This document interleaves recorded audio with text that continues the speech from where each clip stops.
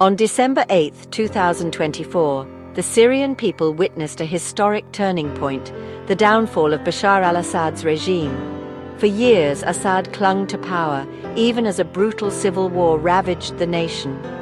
But on that day, rebel forces seized control of the capital city, Damascus. The fall of Damascus marked the symbolic and strategic defeat of Assad's government. Assad's reign was marked by violence and oppression. Millions of Syrians were displaced, seeking refuge in neighboring countries and beyond. The capture of Sidnaya military prison, a notorious symbol of Assad's brutality, sent shockwaves through the country. The rebels released all Syrian prisoners, a move intended to show their commitment to justice and human rights. With Damascus under their control, the rebels moved swiftly to establish a new government. This marked the beginning of a new chapter for Syria, one filled with both hope and uncertainty.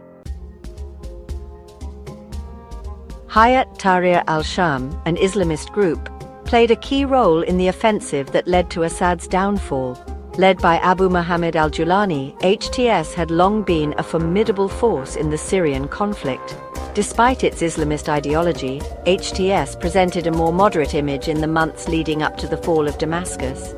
The Syrian National Army, a more secular group backed by Turkey, also played a significant role in the rebellion. The SNA's participation in the final offensive was crucial, lending legitimacy to the rebellion. The fall of Assad sent shockwaves throughout the region and the world. The United States, long a critic of Assad, welcomed his downfall. President Biden called it an act of justice and pledged to work with allies to support the Syrian people. Russia, a staunch ally of Assad, found itself in a difficult position. Despite Assad's fall, Russia maintained its military presence in Syria, signaling its intention to protect its interests in the region. The international community's response to the fall of Assad was mixed.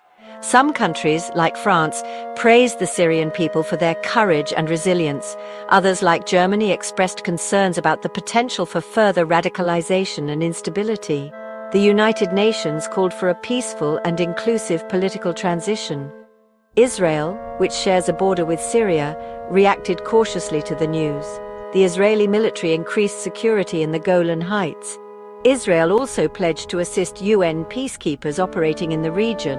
Lebanon, which hosts a large population of Syrian refugees, also took steps to secure its border. The Lebanese government opened border crossings to allow Syrian refugees to return home if they chose. The fall of Assad had significant implications for regional powers like Iran. The fall of Bashar al-Assad marked a turning point in the Syrian conflict, but it did not signal the end of the war. Syria faced a long and difficult road to peace and stability. The country was fragmented, with various groups vying for control. The humanitarian crisis remained dire, with millions displaced and in need of assistance.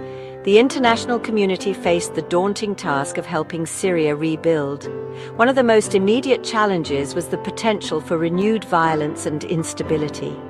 The various rebel groups that had united to overthrow Assad had different ideologies and goals. There was a risk that they would turn on each other, plunging Syria back into chaos. The international community urged the rebel groups to lay down their arms and engage in a political process. The fall of Assad presented an opportunity for the Syrian people to chart a new course for their country.